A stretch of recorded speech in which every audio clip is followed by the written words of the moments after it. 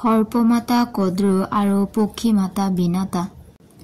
দক্ষ প্ৰজাপতিৰ ৮ গৰাকী কন্যা কাশ্যপ মুনিয়ে বিয়া কৰাইছিল। তাৰ ভিতৰত এগৰাকীৰ নাম আছিল কদ্ৰু আৰু আন এগৰাকীৰ নাম আছিল বিনাতা। যদিও তেওঁলোক একেগৰাকী পিতৃ মাতৃৰে সন্তান আছিল, তথাপি তেওঁলোক দুয়োগৰাকীৰে পতি আছিল একেজনেই। সেই ক্ষেত্ৰত তেওঁলোক দুয়ো এজনী আনজনীৰ সতিনী হৈছিল। সতিনী বুলিলে বুলিবলৈ নাই।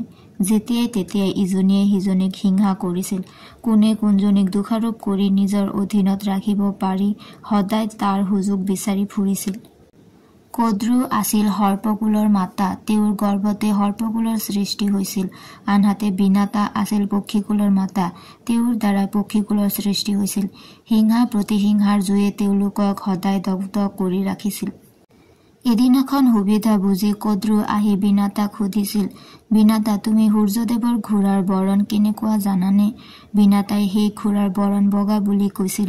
কদ্ৰুৱে এদিনাখন সূৰ্যদেৱৰ ঘোঁৰাটো দেখা পাইছিল, কিন্তু কদ্ৰুৱে কৈছিল যে সেই ঘোঁৰাৰ বৰণ কলাহে। সেই কথাক লৈ দুয়োজনীৰ মাজত তৰ্ক বিতৰ্ক আৰম্ভ হল। শেষত তেওঁলোকৰ মাজত এটা পণ হৈছিল যে তাৰ কথা সত্য হব, তেওঁ জিকিব আৰু আনজনীৰ পৰাজয় মানি লৈ জয়ী হোৱাজনী চিৰদিন চাকৰণী হৈ থাকিব লাগিব। কদ্ৰুৱে সেই কথা সৰ্পপুত্ৰবোৰক জনাইছিল। সৰ্পপুত্ৰসকলে কিন্তু মাক কদ্ৰুক জনাইছিল যে সেই ঘোঁৰাৰ বৰণ কলা নহয়, বগাহে।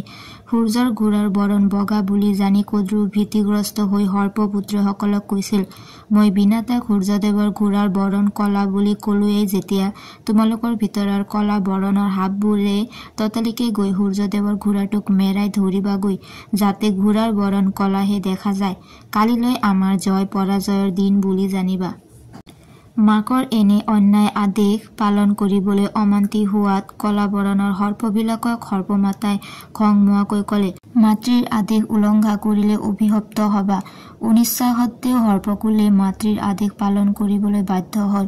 কলা বৰণৰ সাপবোৰে সূৰ্যদেৱৰ ঘোঁৰাটোক মেৰিয়াই ধৰাত তাৰ বৰণ কলা বৰণৰ যেন দেখা গৈছিল। পিছদিনা কদ্ৰু আৰু বিনাতাই ভালকৈ নিৰীক্ষণ কৰি দেখা পাইছিল যে প্ৰকৃততে বগা ঘোঁৰাটো কলা বৰণৰ হৈছে। পূৰ্বৰ পণৰ অনুসৰি বিনাতা কদ্ৰুৰ দাসী হল। বহু বছৰ ধৰি বিনাতা কদ্ৰুৰ দাসী হৈ কদ্ৰুৰ নিৰ্দেশ মৰ্মে ভাল বেয়া সকলো কাম বন বিনা প্ৰতিবাদে পালন কৰিব লগা হৈছিল। এনেবোৰ কাৰণত বিনাতাই সদায় দুখ মনে দিন অতিবাহিত কৰিছিল। বিনাতাৰ পুত্ৰ গৰুৰে এই কথা বিশেষভাৱে মন কৰি আছিল। এদিন তেওঁ মাকৰ ওচৰলৈ আহি মাকৰ মনৰ দুখৰ কাৰণ জানিব বিচাৰিলে। দুখৰ কাৰণবোৰ জানি গৰুৰেও মনত বৰ দুখ পালে। সেয়ে এদিন গৰুৰে কদ্ৰুৰ ওচৰলৈ গৈ বিনম্ৰভাৱে কলেগৈ, হে মাতৃ, মোৰ মাতৃয়ে বহু বছৰ বিনা অপৰাধত আপোনাৰ দাসী হৈ আছে আৰু আপোনাৰ দাসত্বৰ বোজা বহন কৰি ভাগৰি পৰিছে। তেওঁক দাসমুক্ত কৰিবৰ বাবে কি কৰিব লাগে জনাওক। মই মাতৃক দাসমুক্ত কৰিবৰ বাবে যি কৰিবলৈ কয় তাকে কৰিম। তেতিয়া কদ্ৰুৱে গৰুৰক কলে, হে পুত্ৰ, তুমি যদি দেৱলোকৰ পৰা অমৃত আনি মোৰ পুত্ৰগণক দিব পাৰা, মই তেতিয়াই তোমাৰ মাৰাক দাসমুক্ত কৰিম। সেই কথা শুনি বিনাতানন্দন গৰুৰে ইন্দ্ৰলোকলৈ গমন কৰিলে। ইন্দ্ৰদেৱক তেওঁ অমৃত পাত্ৰ বিচৰাত তেওঁ দিবলৈ মান্তি নহল।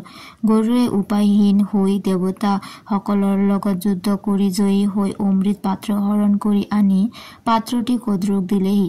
তেনেদৰে বিনাতা দাসত্বৰ পৰা মুক্ত হৈছিল। গৰুৰৰ পৰা অমৃত পাত্ৰ গ্ৰহণ কৰি কদ্ৰুৱে সকলোটি পুত্ৰকে সৰ্পপুত্ৰ মাতি আনি কৈছিল, তোমালোকে এই পাত্ৰটিত থকা অমৃত সকলোৱে ভগাই খাবা। অমৃত পান কৰিলে অমৰ হব পাৰিবা। সৰ্পসকলে মাকৰ হাতৰ পৰা অমৃতৰ পাত্ৰটি লৈ নদীৰ পাৰলৈ গমন কৰিলে, কিয়নো নদীত স্নান কৰিহে অমৃত পান কৰা উচিত বুলি তেওঁলোকে ভাবিছিল।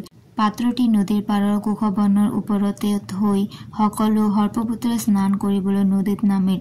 কিন্তু নদীৰ পৰা পাৰলৈ আহি তেওঁলোকে দেখে যে পাত্ৰটি কোষবনৰ ওপৰত নাই, কাৰণ ইতিমধ্যে সৰ্পগণে নদীত স্নান কৰিবলৈ নামৰ লগে লগে ইন্দ্ৰ দেৱতাই অমৃত পাত্ৰ লৈ গৈছিল। বেচেৰা সৰ্পগণে নিজৰ ভুলৰ বাবে অমৃত পান কৰাৰ পৰা বঞ্চিত হব লগা হল।